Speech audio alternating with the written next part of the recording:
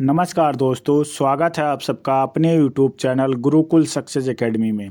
तो दोस्तों, आज आप लोगों के लिए एसएससी एमटीएस हवलदार 2023 के लिए जीके जीएस की क्लास लेकर आया हूं। यह क्लास एसएससी एमटीएस हवलदार 2023 के लिए बहुत ही महत्वपूर्ण होने वाली है। तो दोस्तों, इसी प्रकार से डेली क्लासेस पाने के लिए चैनल को सब्सक्राइब कर लो और बेल आइकन को प्रेस कर दो। किसी भी अन्य टॉपिक पे वीडियो चाहिए तो कमेंट बॉक्स में ज़रूर कमेंट करें। दोस्तों, वीडियो शुरू करते हैं। कांग्रेस ने किस गोलमेज सम्मेलन में भाग नहीं लिया था? तो कांग्रेस ने प्रथम गोलमेज सम्मेलन में भाग नहीं लिया था। ऑप्शन नंबर इसका ए सही आंसर होगा। कांग्रेस ने प्रथम गोलमेज सम्मेलन में भाग नहीं लिया था। आगे बढ़ते और अगला प्रश्न देखते हैं। अगला प्रश्न है, संविधान सभा का प्रथम अधिवेशन कहाँ पर हुआ था? तो संविधान सभा का प्रथम अधिवेशन दिल्ली में हुआ था। ऑप्शन नंबर सी इसका सही आंसर होगा, दिल्ली में हुआ था।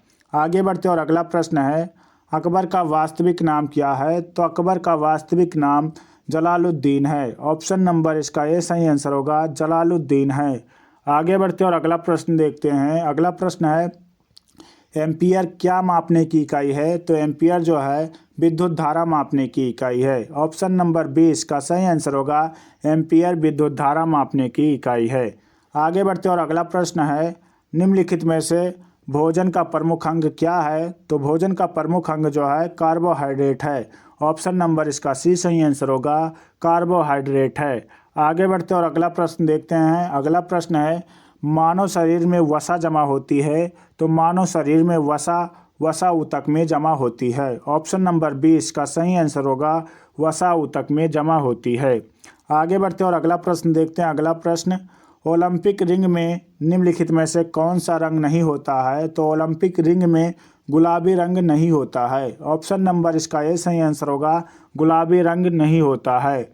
आगे बढ़ते और अगला प्रश्न है, इंडियन प्रीमियर लीग की शुरुआत किस वर्ष हुई थी? तो इंडियन प्रीमियर लीग की शुरुआत 2008 में हुई थी। ऑप्शन नंबर सी इसका सही आंसर होगा, आईपीएल की शुरुआत 2008 में हुई थी। आगे बढ़ते और अगला प्रश्न देखते हैं, रैयतवाड़ी व्यवस्था सर्वप्रथम किस प्रांत में लागू की गई थी?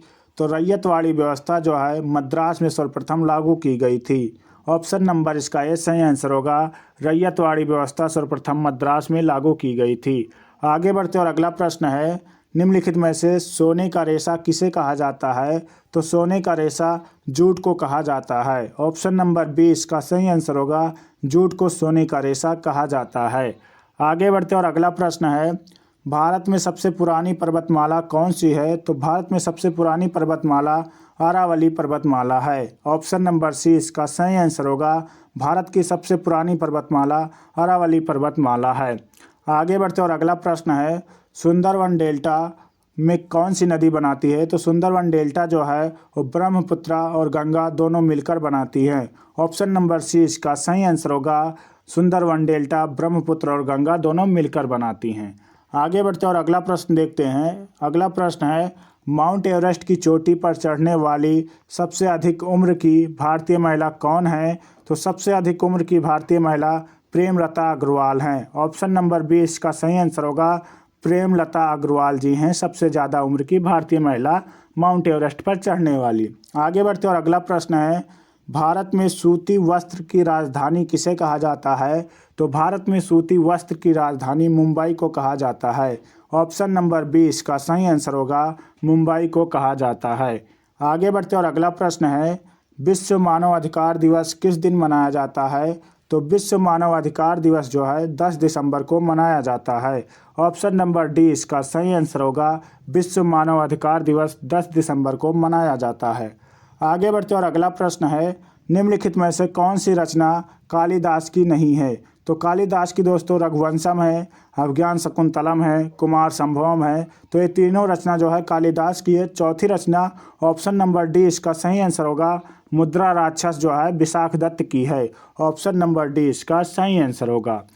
आगे बढ़ते और अगला प्रश्न है, हुमायूंनामा पुस्तक किसने लिखी थी? तो हुमायूंनामा पुस्तक जो है गुलबदन बेगम ने लिखा था। ऑप्शन नंबर बी इसका सही आंसर होगा, हुमायूंनामा पुस्तक गुलबदन बेगम ने लिखा था।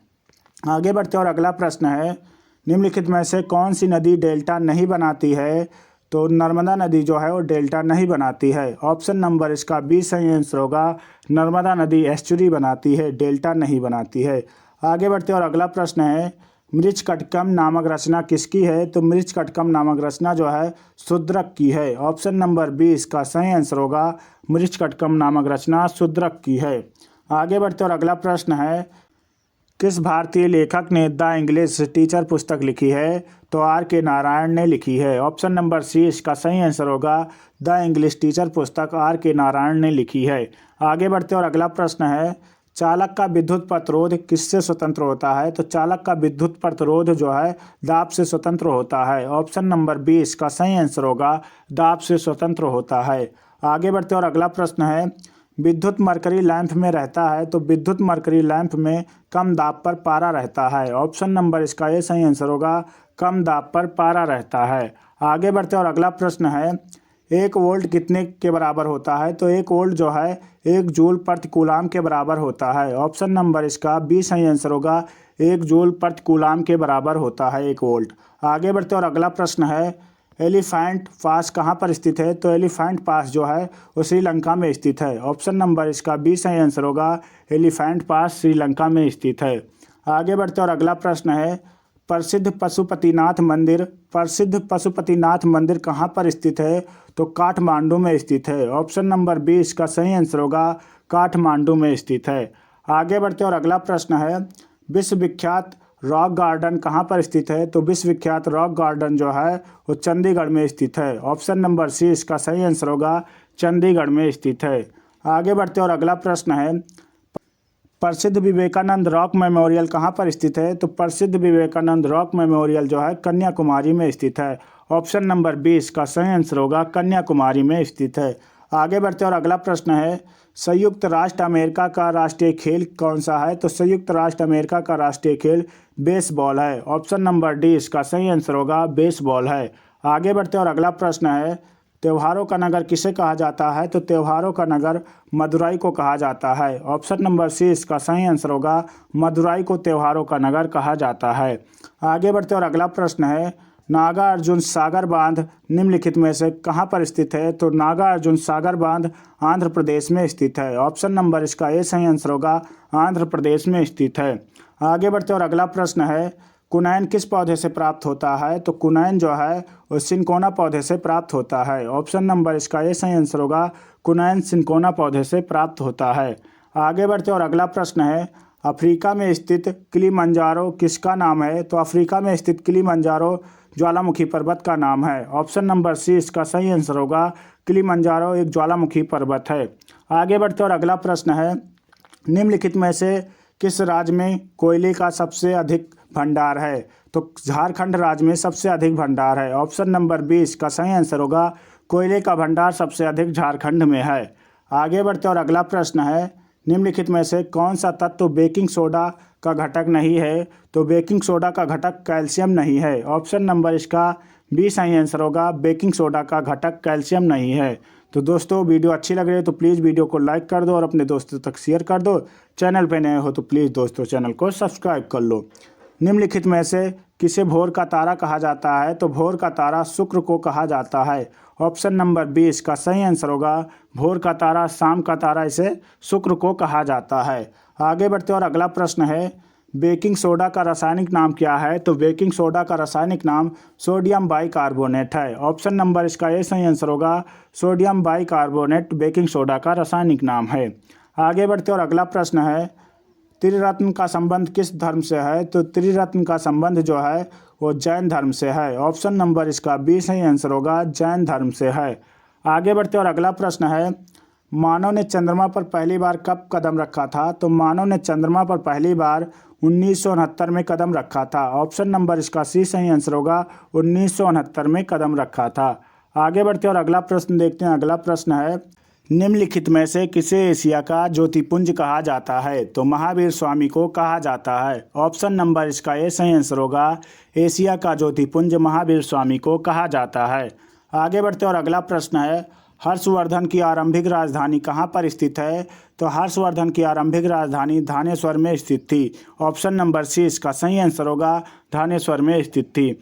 आगे बढ़ते और अगला प्रश्न है, ग्रेट बैरियर रीफ किसके समीप स्थित है? तो ग्रेट बैरियर रीफ जो है वो ऑस्ट्रेलिया के समीप स्थित है। ऑप्शन नंबर सी इसका सही आंसर होगा। ग्रेट बैरियर रीफ ऑस्ट्रेलिया के समीप स्थित है। आगे बढ़ते और अगला प्रश्न है, किस गुप्तकालीन शासक को कविराज कहा जाता है? तो कविराज जो है समुद्रगुप्त को कहा जाता है।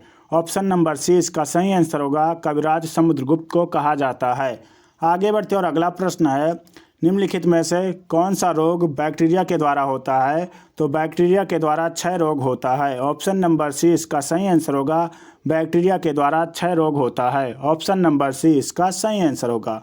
अगला प्रश्न है, विश्व का सर्वाधिक वर्षा वाला स्थान माचिनराम किस देश में स्थित है? तो भारत के मेघालय राज्य में स्थित है। ऑप्शन नंबर इसका ये सही आंसर होगा। भारत में स्थित है। आगे बढ़ते और अगला प्रश्न है, लोधी वंश का अंतिम शासक कौन था? तो लोधी वंश का अंतिम शासक इब्राहिम लोधी था। ऑप्शन नंबर 20 का सही आंसर होगा। इब्राहिम लोधी था। बहलोल लोधी जो था लोधी वंश का संस्थापक था और अंतिम शासक इब्राहिम लोधी था। ऑप्शन नंबर 20 का सही आंसर होगा। आगे बढ़ते और अगला प्रश्न है, विश्व का सबसे बड़ा महाकाव्य कौन सा है? तो विश्व का सबसे बड़ा महाकाव्य महाभारत है। ऑप्शन नंबर 20 का सही आंसर होगा। विश्व का सबसे बड़ा महाकाव्य महाभारत है। आगे बढ़ते और अगला प्रश्न है, निम्नलिखित में से किस राज्य की सीमा देश की सर्वाधिक राज्यों के साथ सीमा बनाती है? तो कौन सा ऐसा राज्य है जो देश के सर्वाधिक राज्यों के साथ सीमा बनाता है? तो उत्तर प्रदेश है। ऑप्शन नंबर 20 का सही आंसर होगा। उत्तर प्रदेश देश के सर्वाधिक राज्यों के साथ सीमा बनाता है। आगे बढ़ते और अगला प्रश्न देखते हैं, संसार की छत किसे कहा जाता है? तो संसार की छत जो है पामीर के पठार को कहा जाता है। ऑप्शन नंबर इसका ये सही आंसर होगा। पामीर के पठार को संसार का छत कहा जाता है। आगे बढ़ते और अगला प्रश्न है, दूसरी पंचवर्षीय योजना में किस क्षेत्र के विकास पर सर्वाधिक बल दिया गया था? तो उद्योग पर। ऑप्शन नंबर सी इसका सही आंसर होगा। दूसरी पंचवर्षीय योजना में उद्योग के विकास पर सर्वाधिक बल दिया गया था। आगे बढ़ते और अगला प्रश्न है, 1 रुपये के नोट पर किसके हस्ताक्षर होते हैं? तो 1 रुपये के नोट पर वित्त सचिव के हस्ताक्षर होते हैं। ऑप्शन नंबर 20 का सही आंसर होगा। वित्त सचिव के हस्ताक्षर होते हैं। तो दोस्तों, अगर वीडियो अच्छी लगी हो तो प्लीज़ वीडियो को लाइक कर दो और अपने दोस्तों तक शेयर कर दो। चैनल पे नए हो तो प्लीज़ चैनल को सब्सक्राइब कर लेना दोस्तों। मिलते हैं अगली वीडियो में, तब तक के लिए जय हिंद, जय भारत।